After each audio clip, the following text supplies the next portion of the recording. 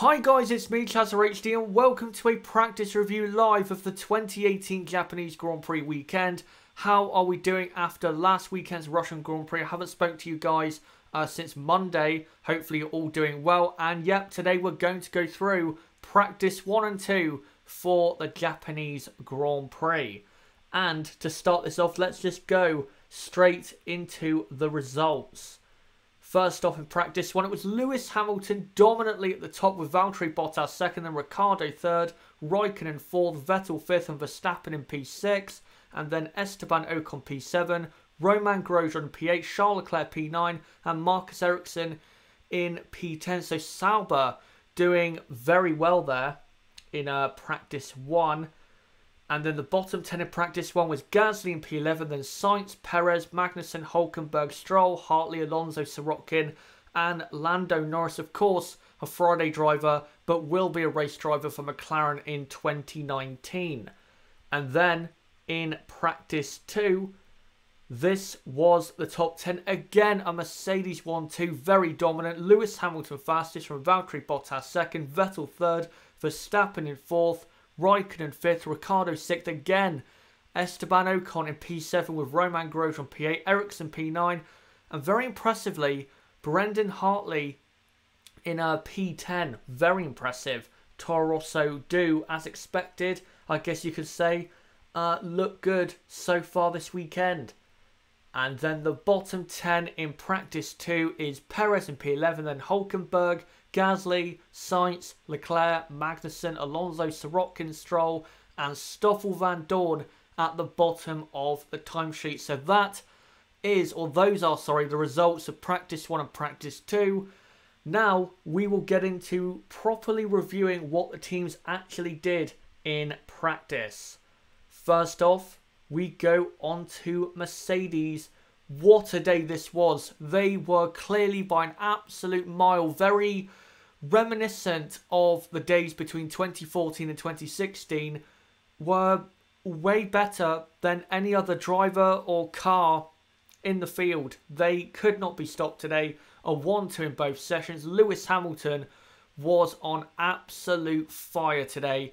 In practice 2, he was having so much fun. He came on the team radio and sounded like a little kid, you know, enjoying what was, or what he said was a great day in the Mercedes car. And it's not a surprise that he feels that way, because the Mercedes at Suzuka was always expected to be good. And just because, you know, with these 2018 cars and how good they are now aerodynamically and in terms of the chassis, Suzuka now is basically a power circuit. It's very on throttle. There's not many times during the lap that you're going to be braking anymore like you would maybe, you know, 10 years ago. So, yeah, Mercedes, they have such a good car. They have such a good car. And if it does stay dry, which for tomorrow, I'm not sure it's going to, but if it's dry, I don't see how another driver or car that's not in a Mercedes can possibly get onto pole or win the Grand Prix. Even if it rains, I think Lewis Hamilton will still dominate the field. He is that good this weekend. Mercedes, I have to say, look quite scary out front so far. Next up is Ferrari. Ferrari, in terms of pace, compared to Mercedes, which is all that matters because the title fight is still kind of on, I guess. Sebastian Vettel and Kimi Raikkonen were just way off the two Mercedes cars. In practice 1, I think it was about a second, and then in practice 2, it was about 3/4 of a second. Now, Ferrari, as we know, in practice 1 and 2 on a Friday, they normally sandbag. But even if they turn it up tomorrow, they're not going to find 0.8 of a second. They're not. They're not sandbagging that much. I think Ferrari, at best, are half a second off. I think at the absolute best, kind of like Russia, I think that's the best they can hope for. And Ferrari, they just, where has their pace gone? Where has their pace gone? Is it linked to this second sensor that's been fitted to their battery to monitor it and they haven't been using it? Maybe that is alluding to them cheating. Who knows? Maybe it's just Mercedes have outdeveloped them in terms of aero after the summer break. Ferrari's pace has just disappeared. Completely disappeared. And, well, the title fight is not going to be going on for very much longer. It really isn't, because Ferrari are not fast enough to take any points off Lewis Hamilton at all. And another bad thing is that the Ferrari, on its long runs, was struggling massively with tyre wear. They had massive blisters on, I think it was the left rear tyre or maybe both rear tyres in practice too. So if it's a dry race, even if Ferrari have a good start, their tyre wear is looking so bad that they're going to have to pit maybe for more than once in the Grand Prix, because again, their tyre wear is so bad.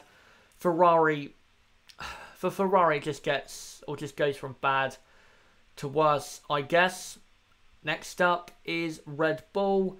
Red Bull don't look too bad. I think compared to Ferrari, they actually look quite competitive. And I think if Ferrari are suffering those tyre problems in the Grand Prix and it's dry, then Red Bull can capitalise on that on Sunday. But in terms of pace, with one lap pace, I think the Red Bulls are definitely behind Ferrari. But they're not as far off as I thought they would be. They're still miles off Mercedes, but Mercedes, it looks as though, are in a class of one this weekend. Compared to Ferrari, not looking too bad. So maybe on Sunday they can get a podium. That would be good to see from the Red Bull team. But guys, what do you think about those top three teams? Do you think with Mercedes and Lewis Hamilton that they're going to dominate this weekend in Suzuka? For Ferrari, where do you think, with the issues they have, what do you think they can get out of this weekend in terms of result? Do you think they can somehow finish ahead of Lewis Hamilton with one of their cars? Or do you think, like Russia, they're going to be clearly behind him and Valtteri Bottas? And for Red Bull, do you think Red Bull are close enough to challenge Ferrari if Ferrari is suffering poor tyre wear? Do you think Red Bull are close enough to actually get a podium? Let me see what some of you guys are saying in the chat right now. Good to see you all coming along for this practice review. Nicholas says it was both rears, also Robert Evans. Yeah, I thought it was both, but the picture I saw, it was just the left rear tyre, so I wasn't sure, but I thought it was. I thought it was both rear tyres. Nathan, seen that blister? Looks nasty. It does. You cannot be having that in a Grand Prix, even though these tyres don't wear massively and they can hang on for quite a long time. If you're going to get blisters like that, then they are going to drop off the cliff very, very quickly. Nicholas, Mercedes with Lewis in that form will be invincible. They will. Unless there's a pit stop issue in the race or he somehow crashes at the first corner on the first lap, or there is reliability issues, I don't see how Lewis Hamilton won't win. I wish I could say that Ferrari are going to be right up there and it's going to be a very, very close battle between Hamilton and Vettel, Mercedes and Ferrari, but I don't think it is. I don't think it is. I have to be realistic. I love to say that it's competitive, but I'm afraid it's not. Dexter Hall, I honestly think Mercedes has gotten more power on the engine. Maybe, but as has been rumoured and basically leaked today, this second sensor story on the battery for Ferrari, this story might indicate why Ferrari have dropped off in terms of performance and why they're not doing well in terms of straight line speed. And I noticed that the Russian Grand Prix, if you go back and watch the start of that race, Vettel, he gets alongside Lewis Hamilton through the turn one, basically kink. And then once they get through that kink, Hamilton then starts to pull ahead. Now, I know Lewis had a slipstream off of Bottas, but Vettel he pulled into the slipstream as well. But the two Mercedes at the end of the straight, where the battery, this new magic battery Ferrari have had, would have, you know, been good for them, they lost time at the end of that straight. So, yeah, I think they're not using this battery anymore because maybe they've been caught cheating. I don't know. We'll have to see once more news comes out about it. Just trying to make Glim, I think, is it Glim Real or Glim Eye Real? Sorry if I've absolutely destroyed your name there. I think it's a combination of Mercs finding an answer to tyres that they have been mystified by, and Ferrari having wings clipped in private by the FIA. I think if they've had something maybe toned down by the FIA, it has to be this battery. I don't think it's anything to do with wings. I don't think it's anything to do with that. I think Ferrari have maybe finally been caught on this issue. Autosport did a good video on the sensor. That's from Nathan. Andrew Drury says, so did Peter Windsor. I'll have to check those out tonight so I can learn more about what is going on. They are using more heat by the MGU than allowed to charge the turbo. It's obvious with the strange sound they used make when exiting out of corners. Nothing to do with battery. Maybe. Again, I'm not massively up to date on this stuff. There's still a lot of things I need to catch up on, but who knows? There's still a lot, I think, to be discussed and leaked, I guess, about this battery story. But it is a fascinating story, nonetheless. Ferrari blistering badly brings Red Bull into the game. Nobody can match Mercedes, though. Absolutely agreed. Absolutely agreed. I don't see how, even if Mercedes have bad tyre wear, because they'll have a 1-2, whoever's leading will have the number 2 car to push everyone back. So even if they are suffering with bad tyre wear, which they're not, they're still probably going to win the race. So it's not going to be, in terms of for Ferrari compared to Mercedes, they're not going to be competitive with Mercedes, which they need to if they're going to try and catch them in the drivers or the constructors, but they're not going to. There's no chance that Vettel is going to win the driver's title, and there's no chance for me that Ferrari are going to win the constructors. I think it's Mercedes and Hamilton that will win both titles. Right, I think now I'm going to move on to the midfield teams. Thank you guys for your comments about those top 3 teams and the battery story about Ferrari, or the sensor story about Ferrari. We will now go on to the midfield, starting off with McLaren. And as I said last weekend, it's getting to the point with McLaren where they're basically becoming like Williams. They're irrelevant. They were pathetic today. Now, I'm not surprised they were so slow. I think I said in my preview, which, by the way, is in the description. If you haven't watched already, go and check that out. I think I said in the preview that they're going to be right at the back. So it's not a surprise, but still, by McLaren's very high standards, how pathetic is today? You know, I think Fernando Alonso, was it the highest he got was 17th? Or 18th? That is...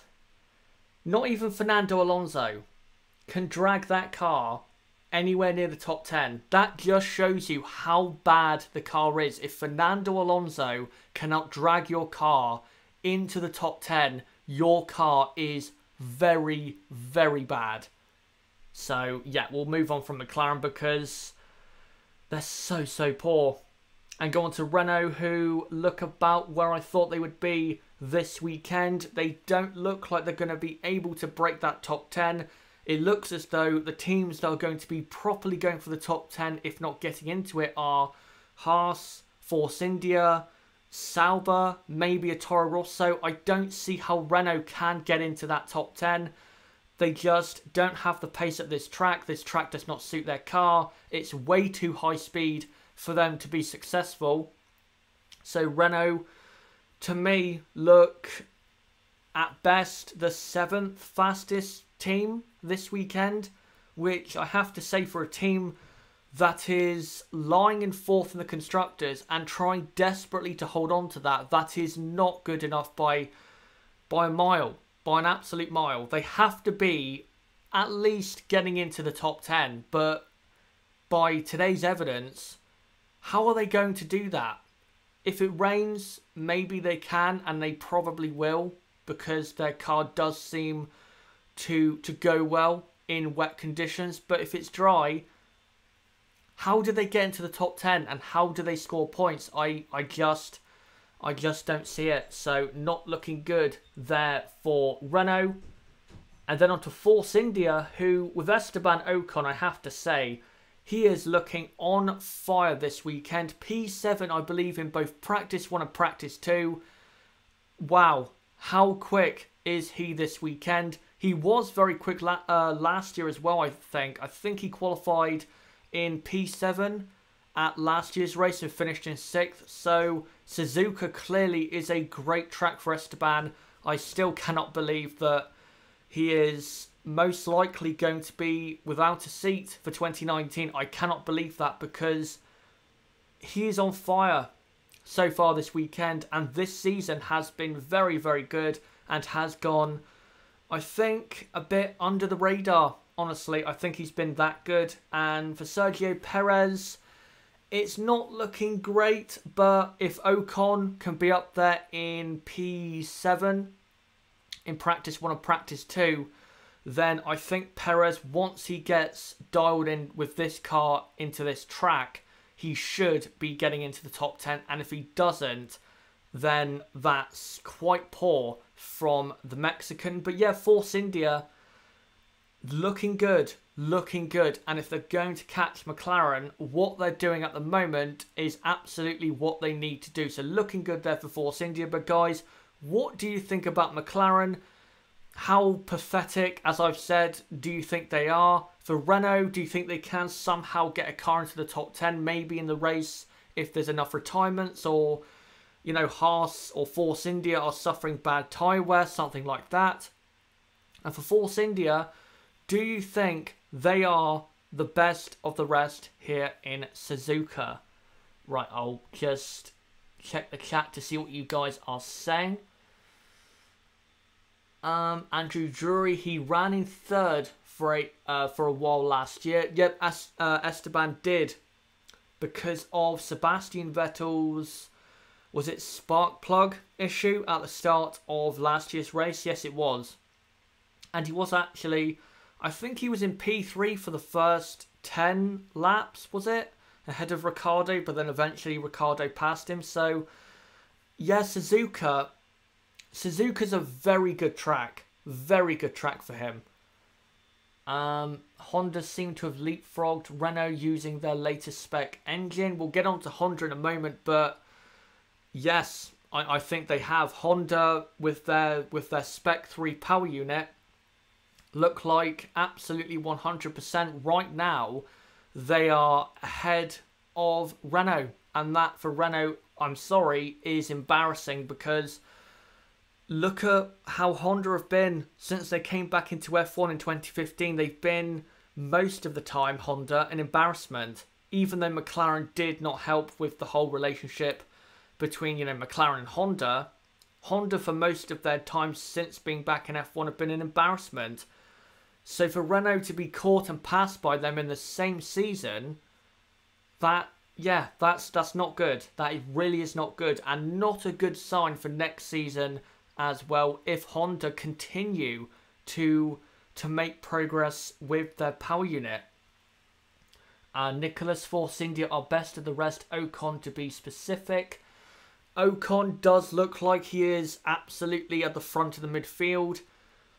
Maybe Force India don't have the absolute outright best of the rest car, but there's definitely the potential there, I think, for Force India to be right at the front of the midfield. And if there is chaos, for the top 3. Maybe they can get a good result. Nicholas also says no, McLaren should focus on next year. Yep, they should. McLaren, if McLaren is still bringing upgrades to this season, I want to know why they're acting like such idiots, because it was clear at Paul Ricard that they had to give up on the 2018 awful McLaren. So I don't understand. If they are still bringing upgrades or still trying to improve the car, I want to know why they're, again, being like idiots, because they should be dedicating everything towards 2019. Ben McCarthy, if there is any consolation for Renault due to next season's regulations, there will be less power tracks and more reliance on aero, but still nowhere near good enough. Yeah, even if it's less power reliant, their car in terms of aerodynamics has also fallen off, because remember at the Canadian Grand Prix, even though I think their power unit at that race was performing very well, and the clear evidence was not only with them but also Red Bull, their aero at that point of the season was probably the best in the midfield. But since then, they've fallen behind, I think, Force India and Haas when it comes to aerodynamics. Their aero development since Canada has just slacked, and that's not good enough at all. Dexter Hall, I think they're trying new upgrades to assist in next year's development. Mercedes, I think, have done that. I think they did that in Russia, or I think they're going to try and do that. I'm not sure 100% if they did do that, but if you do that, then great. But if you're still bringing upgrades that are predominantly 2018, then I don't get it. I really don't get it. If you're bringing upgrades for kind of a test for 2019, then yeah, that's a good idea. But again, if you're bringing upgrades to try and improve your performance at the US or Mexican Grand Prix for McLaren, there's no point, because this season has been so disappointing and it's not going to massively improve their car enough to actually make their car, you know, get into the points or qualify in the top 10. I think... Oh no, that was just read that. Nicholas, the problem with Renault is mainly that everyone else outdeveloped them. True, but this is Renault. This is a works team. This is a big manufacturer. They should not be getting outdeveloped by Haas, who are one of the smallest teams. Force India, a very small team. I know Sauber have backing behind them from Alfa Romeo and Ferrari, but still, Sauber are quite a small team compared to Renault. So, you know, yes, they have been outdeveloped, but that's not good enough. If it was Haas that was outdeveloped, I would say, you know, fine, because Haas are quite a small team. But for Renault to be outdeveloped by Haas and Force India, I'm sorry, that's not going to cut it. Simon Cragland, do you think Force India is quicker than Haas this weekend? Yes, I do. I think Force India do have the pace over Haas. Maybe Haas can split the Force Indias in Q3, but when it comes to the race, because of Haas's poor race pace, I don't see how Haas can possibly... I don't see how Haas can hold back any of the Force Indias if they're behind them. I know they did at Russia, but it seems as though the tyres are not hanging on very well around Suzuka, and normally they do wear more here than they do normally at Sochi. But we'll move on from those three teams and go on to the remaining midfield teams. First up is Williams, as ever, irrelevant, right at the back. They have no real pace this weekend. Let's go on to Toro Rosso, which is basically this weekend their home race, because Honda, of course, plays such a big part of that team. And even though Pierre Gasly did have a fuel pump issue, I believe in practice 2, in terms of actual pace, Toro Rosso look good. They do look good. Brendan Hartley, for example, who normally when it comes to one lap pace is not good, in practice 2, he was in P10. That is very, very impressive. And Pierre Gasly in practice 1 was P11, but set the exact same lap time as Marcus Ericsson in P10. So basically, he's in the top 10. So Toro Rosso look very, very good. This new power unit is looking good as well. Can they get a good result for the home fans who, of course, are going to support Honda? I think they can. I think they can. Normally at Suzuka, Toro Rosso do well. They've had a few points finishes over the years. If it rains, I think the Toro Rosso will do well. Hungary is evidence that the Toro Rosso in the wet conditions is a good car. They're looking good. They're looking good for this weekend. And it's great to see, by the way, Honda continuously making progress. It's great to see that because in the past, you know, Honda would make, maybe with McLaren, I think in 2016, they would make some progress. And then by 2017 or maybe a couple months later, would then fall back because of some, you know, something they changed when it comes to the power unit. So it's great to see that Honda are continuously improving this engine, and hopefully they continue that into 2019, of course, with Red Bull. Go on to Haas. Haas, in terms of pace, with Romain Grosjean, are looking good, but with Kevin Magnussen, it ain't looking good. It really is not looking good. Kevin Magnussen, I think, was down in 15th in practice 1 and I think 15th again in practice 2. So K-Mag is quite a bit off the pace. He's not finding his way around Suzuka, kind of like he was around Singapore. So not looking good for him. But Grosjean at least is looking good. Grosjean has always been good at Suzuka. In 2012, I think he qualified in P3. In 2013, he qualified P4 and led most of that Grand Prix in the Lotus. So Roman has always been good at this track, so it should not come as a massive surprise that he is right up there with the front of the midfield with Esteban Ocon and the two Saubers. So at least for Grosjean, it's looking good, but K-Mag does have to improve his performance, because even if Grosjean scores points and the two Renault cars don't, K-Mag still has to be up there to score those extra points just in case at the last race things go wrong and Haas don't end up beating Renault. So K-Mag does need to be up there a bit more tomorrow and as well in the Grand Prix. Next up is, and finally, is Sauber, who do look good. Now, I thought Sauber would be quite good this weekend, but I didn't think they would be this good. Both cars inside the top 10 in practice 1, and then Marcus Ericsson up in P9 in practice 2.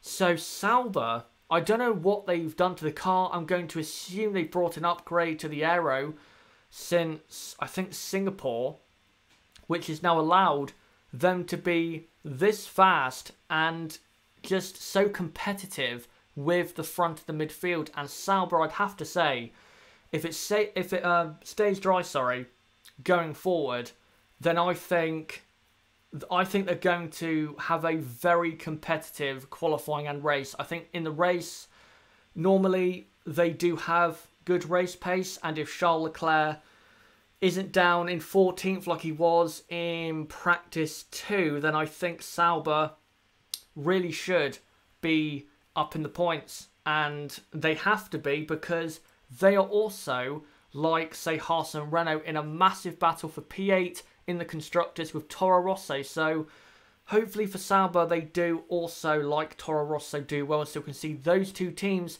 compete very hard in this weekend's Grand Prix. But guys, what do you think about those four teams? What do you think about Williams? Do you think Williams can do anything this weekend, whether it rains or it doesn't? For Toro Rosso, do you think with this Spec 3 power unit that they can somehow score points and end up having a very successful, again, which is pretty much a home Grand Prix? For Haas, do you think they'll improve on Saturday and maybe have the car that is best of the rest? And for Sauber, are you surprised by their good performance, or do you think that they will maybe fall back in qualifying and the race? Let's see what some of you guys are saying about those four teams.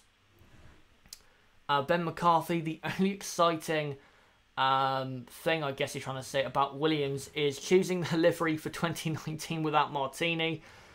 It's probably going to be a white car with no stripes, which is very depressing. Dexter Hall, didn't Sauber say they will not be bringing any more upgrades for this year? I distinctly heard Leclerc saying that. It depends where he said that. If he said that this weekend or last weekend, then I'm going to assume that the upgrade they brought at Singapore that has propelled them into this good position, I'm going to assume that they're going to be like this for the rest of 2018. Hello to Ronan Brady, who's just joined the live stream. Great to have you along as always. Ben McCarthy, if it rains, Williams might be about a week behind the rest of the paddock, would be ready for the US Grand Prix. Yeah, the Williams car wet conditions hasn't been good probably for about 20 years. So, yeah, I'll just leave it at that. Gina, Leclerc will be too good for Ferrari. Let's wait and see. Who knows what will happen. Who knows if Leclerc will cope under that massive pressure that is eventually, of course, going to come his way with driving for the Scuderia.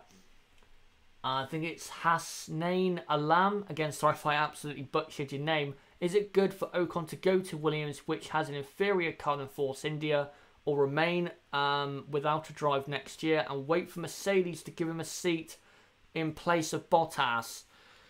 If he does have the choice of not being in F1 or going to Williams, he has to go to Williams. Now, I know that Williams are so poor, and next year I don't see them getting better because they're going to have less backing from Martini, of course, who are going, and the Stroll family, they're going to be going at the end of 2018. So Williams for next year are probably going to be just as bad, if not worse. He has to go to Williams because if he stays out of F1, this is kind of the sad way F1 is, I guess, but also good at the same time. F1, the world of F1 when it comes to drivers, it moves so quickly. If he's out of F1 for 1 year, then a new superstar could come out of nowhere and take his place in the sport. For example, look at Mick Schumacher right now. If Ocon takes a year out trying to get a seat for 2020, that seat could then be took by Mick Schumacher or Dan Ticktum. So spending a year out of the sport, I don't think will work out for him because, again, because of how fast the driver market just goes. Being a year out and not being right in full view of the people that may want to employ you, it's going to be too long to be out of that spotlight. He has to be in some way in an F1 car to showcase still his talents, because if he's not showcasing his talent, then no one is going to take him. And I don't see, unless Bottas really doesn't perform in 2019, I don't see, and I wouldn't agree with him replacing Bottas, because yeah, if Valtteri drives like he has this season but maybe slightly better in 2019, why would Ocon, who maybe for next year is not in the sport, why would he deserve the Mercedes seat more than Bottas, who's done 3 years in the car and has done good enough to stay at the Silver Arrows? Why would Ocon earn that seat? So, yeah, I think I think Ocon should try and get into the Williams. He should try and get into that car. And if he can't, and he can't find a seat, then tough luck. That's just the way the world is. But if he has a choice of getting into a seat, and it's the only seat that he can take, he has to take it. He has to take it. Ronan Brady possibly do a Hulkenberg like 2011 reserve role. That could work, but again, he has to hope that, you know, no new future superstar comes out of the woodworks and takes his place, because I think with Hulkenberg, the advantage he had was that if you go back and look at that season and that time period, there wasn't as many young future superstars, I think, coming through at that time than there is right now or in the last couple of years. So I think Hulkenberg was kind of lucky in that sense that there wasn't a, say, a Verstappen or an Ocon coming along at that time to take what was going to be Hulkenberg's seat at Force India for 2012. So maybe we'll see what happens. Ronan Brady also says, I reckon he is the next Jean-Eric Vergne. I agree with that, but I think it's more like he's the next Pascal Wehrlein, I think you could say, in terms of he always puts in a performance which kind of outperforms the car, or at least most of the time, but teams just don't keep him at their team. I think that's just how, I guess, his career has gone up to date. He performs very well, is outstandingly fast, outperforms the car, but cannot keep his seat because of issues that he can't control. Andrew Drury, he is much better than Jean-Eric Vergne. I agree. I think Ocon, if Ocon was in a Mercedes, I think Ocon would be going for the title this year. I think he would, because even though Bottas does deserve to stay at Mercedes for 2019, Ocon is probably better than Valtteri Bottas. I'm not going to deny that. I think Ocon is better, but you know, it's better the devil you know than the devil you don't, I guess. Ben McCarthy, being honest, had Jules Bianchi not passed away, the driver pairings would be quite different at least. It would. Kimi Raikkonen would probably be at Sauber right now if he continued in F1, because I think Bianchi would have took Raikkonen's seat at Ferrari and been alongside Vettel for, say, 2016, 2017 and 2018, and I don't think Charles Leclerc would be going to Ferrari for 2019 because Bianchi would be in there right now. So yeah, that's a sad fact, I guess. Bottas needs to improve a lot, otherwise Ocon going to replace him. He has a couple of favourite tracks, but overall nowhere near Hamilton's pace. Bottas, yes, he does have to improve. I do agree. Valtteri Bottas does have to improve, but he has, I think, in 2017 and 2018, overall for the season, has done good enough to keep his seat, but he does have to improve. I think he does still have to improve his qualifying speed, not overall, but at tracks where you have to attack. If you notice, like Suzuka, at tracks where you have to be at full attack and not maybe be more conservative, Hamilton walks all over Valtteri Bottas. But once we get to, say, Russia or Abu Dhabi or Austria, tracks where you need to be a bit more conservative in some corners, Valtteri does better because Valtteri is more conservative of a driver. Valtteri, when it comes to these aggressive race tracks where you need to attack the corners, say like Melbourne, Monaco, say like Silverstone, Spa, Suzuka, USA, tracks like that where you have to attack, he has to improve in that sense. If he doesn't, then Lewis Hamilton next season will outqualify him quite a lot. So he has to improve in that area. And as well, I think Mercedes for 2019, if they're going to offer him a contract, great. If he does well enough, great. But do not offer him a new contract until the end of the season, because if you guys have noticed, in 2017 and this year, when Valtteri has been given a new contract, his performances, maybe coincidentally, have dipped because he has effectively done enough to keep his seat, so he kind of settles on what he has and isn't at the level that he really needs to be. So I think Mercedes next year need to wait until they give him a new contract, if he does, of course, earn that new contract. Wait to the end of 2019, and then, if he's done enough, then give him a new contract after the last race in Abu Dhabi. But don't give him a new contract halfway through the season and then expect him to be mentally on it for the last half of the season when he knows his seat is secure. Andrew Drury, if Rosberg hadn't retired, Mercedes would be miles ahead.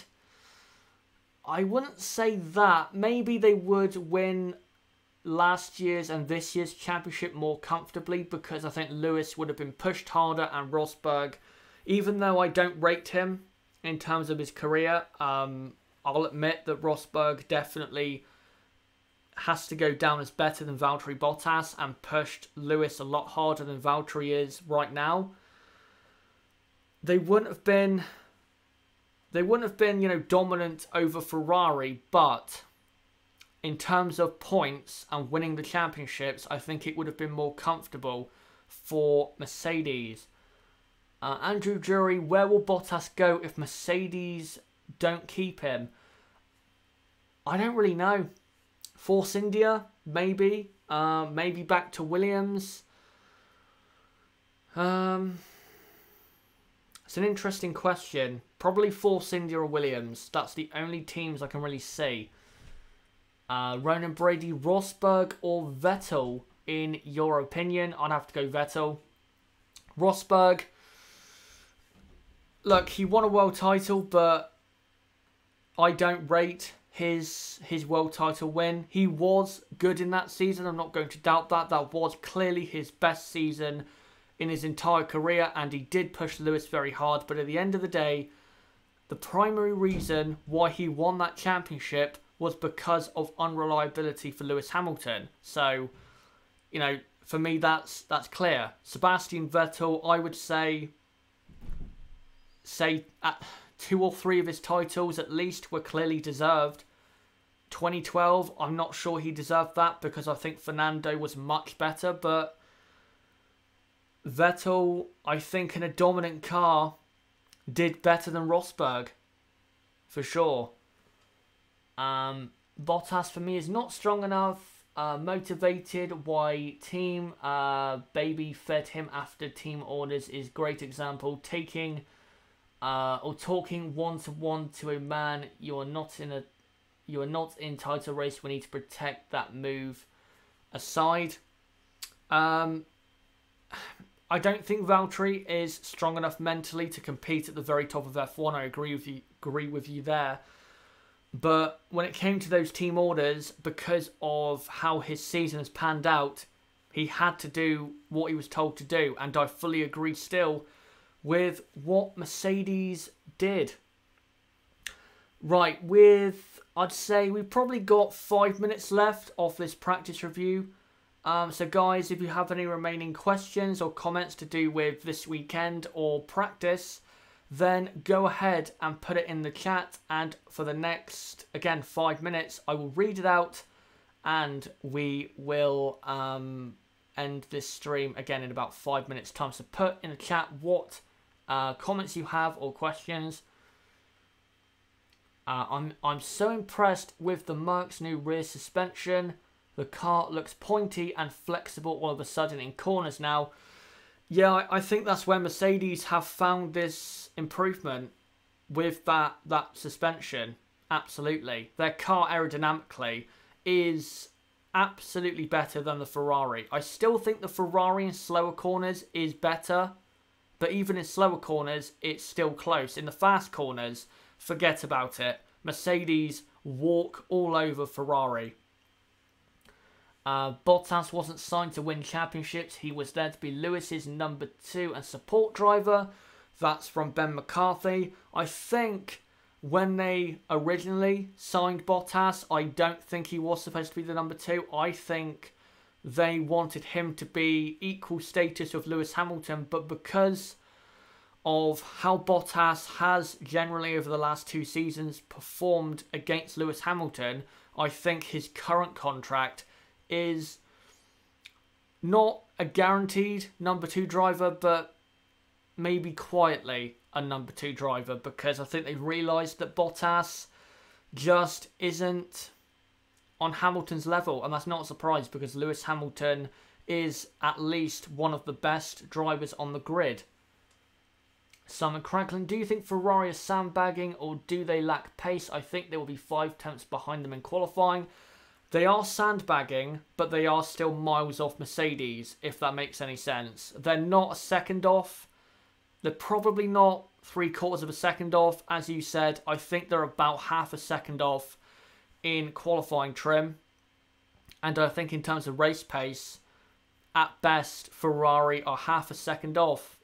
And most likely because of Ferrari's poor tyre wear, they're going to be even further off because, yeah, the Mercedes on its tyres, actually, they do handle their tyres well compared to what they used to be like. And I will say about this, Mercedes, you guys, if you've watched F1, say, for the last 10 years, you'll remember that Mercedes once upon a time was so bad on its tyres to the point where they would have to do 1 or even 2 stops more than other teams. Nowadays, their tyre wear is a lot better, and that is because, in my opinion, of one man, James Allison. The reason it's because of him, in my opinion, is because look at his track record with other cars he has helped design. The Lotus in 2012 and 2013. Look how good on its tyres that car was. It was the best on its tyres by a mile, and that's why the Lotus in the races was very competitive in 2012 and 2013. And with the Ferrari that he helped design in 2014, 2015 and 2016, again, the Ferrari was very good on its tyres in terms of not wearing them out compared to who they were racing. So James Allison has a track record of building cars that isn't hard on its tyres. 2013, that tyre test, that's from Ben McCarthy. I don't think that tyre test has any relevance compared to now.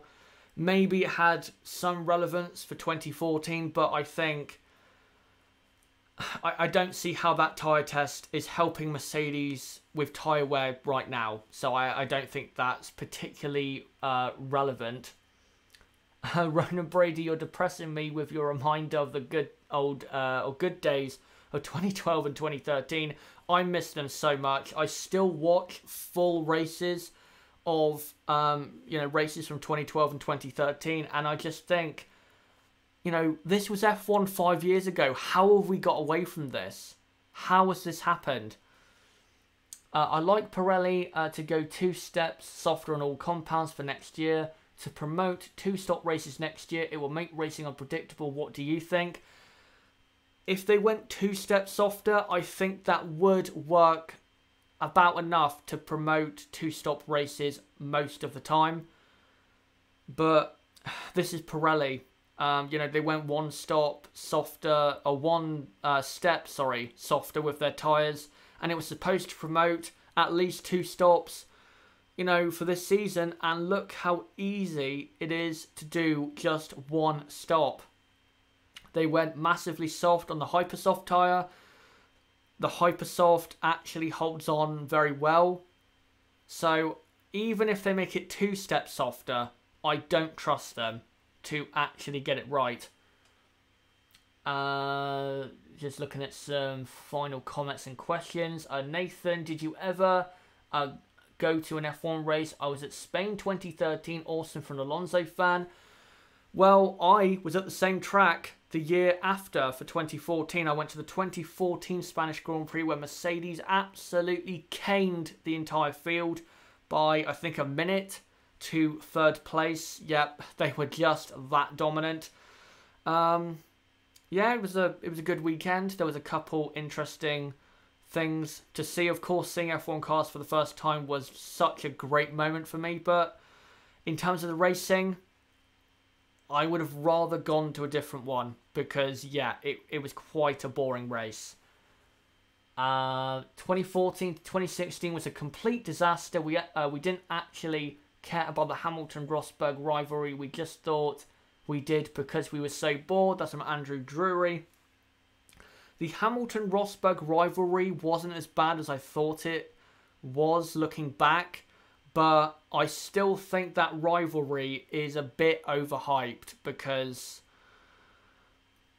yeah, you know, the two drivers were in a car that was dominant, and, you know, if you compare it to other rivalries in the absolute best car, say like Senna and Prost, can you even say Damon Hill and Jacques Villeneuve for Williams in 96? You've got Mansell and Piquet. It probably wasn't as good as, say, Senna and Prost and Hill and... Or not Hill and Villeneuve, Mansell and Piquet. And if you compare it to other rivalries that go into team, or maybe even the same team but not in a clearly dominant position, it's not as good as a lot of them. So I do think the rivalry is a bit overhyped. There's definitely better ones out there. For example, Senna Prost, Mansell Piquet, Alonso Hamilton. What else? Just trying to think of other ones. Clark and Graham Hill, I guess you could say that's another one. You know, there's definitely been better ones, in my opinion. Hunt Lauder, of course, but again, that's inter-team. I'm talking more teammates, but yeah, that's a good one to point out. Right, I'll read out a couple more comments or questions, and then I will end this stream. Ben McCarthy, Pironi and Villeneuve. Yeah, even though that didn't last very long for, well, sad reasons, but we won't get onto that right now. Delirious user, right, I know this is off topic, but the Ferrari strategy team and their drivers have absolutely portrayed the mechanics who have done a top job. Agreed, because the people at Maranello have built a fantastic racing car. A racing car that if Mercedes had their team and their team principals and strategists and engineers and drivers behind it, would have clearly won the 2018 World Championship. But because Vettel, Raikkonen, their strategists and their engineers, when it comes to the trackside operations, are so poor, they're not, you know, they can't deliver what they should be. It's a shame Alonso Hamilton never had a real rivalry again. 2012, Lewis car let him down, but could have been close. It could have been. McLaren, I think, had the best car in 2012, but they just disappointed basically at all the moments when they had to perform. Delirious user, not to mention how quickly they adapted their car to fit the halo mirrors and how they adjusted the new tread of tyres after Spain. Again, great work by people, you know, back at Maranello, but the people at the track, they don't follow that through with actual results. They don't. Right, I'm going to end on this question, even though it's not relevant to practice, but still it's a good question. Ben McCarthy, what's the most unpredictable F1 21st century season except 2012? For me, and you know what, quite comfortably, except 2012, I'd have to say 2008. 2008, even though the McLaren and the Ferrari cars were clearly out ahead of maybe not BMW, but teams like Renault, Toyota, Honda, Red Bull, even though they were clearly ahead, there were lots of surprise podium finishes and winners. Sebastian Vettel won his first race in a Toro Rosso at Monza. You had, I think, Timo Glock get his first podium. Toyota got a couple podiums that season. Kubica got his first win. Red Bull got, I think, 2 or 3 podiums. You had Honda, even though their car that season was so bad, got a podium in Silverstone in 2008 with Rubens Barrichello. In terms of the racing wasn't anywhere near as good as it was in 2012, but for unpredictability and just not knowing what's going to happen next, 2008 for me, clearly, except from 2012, has to be the winner, because there were so many surprise, again, podium finishers, pole position people, and race winners. If you look at the results from that season, if you exclude maybe the first 3 or 4 races, the podiums were never really the same from race to race. They always changed depending on the track or the conditions. Also, another thing, it rained a lot during that season. Monaco 2008, Silverstone 2008, you had Spa, you had Monza, where else? Brazil, of course, that famous race. If you have not watched the 2008 Brazilian Grand Prix, if you can find a full version, you have to watch it. You have to. And I will say, if you go onto Dailymotion, which is another video site, I'm not going to say, but if you go on there, you will find the right clip, I believe. But we'll move on from that and end this stream. I forgot, guys, to put my what's coming up next on the channel, graphic on the screen, so sorry about that, guys. But I will say now, for tomorrow, this is the plan. Live at 6 AM UK time, I'll be going live for the qualifying watch along, so hopefully you guys can join me for that. I know it is difficult for you guys, if you're in Europe or maybe in the US, North America. I know it's hard for you guys to wake up, but if you can, I will try my best to make it entertaining and take you through what is happening in qualifying, what could be as well a wet qualifying session, so we'll see what happens there. And then on Saturday evening UK time between 5 PM and 8 PM should be a full maybe 10 to 15 minute review of qualifying. So that's what's going down on the channel tomorrow. So guys, don't forget to subscribe either on the bottom right of the screen, click on my channel name, or click on the link in the description that goes to my channel page. Subscribe and hit the notifications bell for all of that content tomorrow, and on Sunday I'll update you guys tomorrow as to what content is coming out on Sunday on the channel to do with the 2018 Japanese Grand Prix. As well, guys, like this video, comment down below what you thought of this video, and what did you think of Practice 1 and Practice 2 here at Suzuka? What do you think going into qualifying, and what are your predictions for qualifying at Suzuka as well? Don't forget to join our Discord server, link below in the description. We have about 70 people in the server, so it'd be great for you guys, if you're new, to join our ever-growing community over there. Be great to have you. As well, don't forget to follow me on Twitter, probably the best place to keep up to date with me and what content is coming out at what certain time, and if there are, say, any issues and you want to be notified as well as to when my videos are coming out, then Twitter also is a great place to keep up to date with me. So don't forget to follow me on Twitter, link below in the description. And as well, don't forget to check out my website, chazerhd.com, again, to keep up to date with the content I put out on this channel. But guys, until 6 AM UK time tomorrow, yes, I know that is very early. Until then, I will see you all for qualifying at the 2018 Japanese Grand Prix.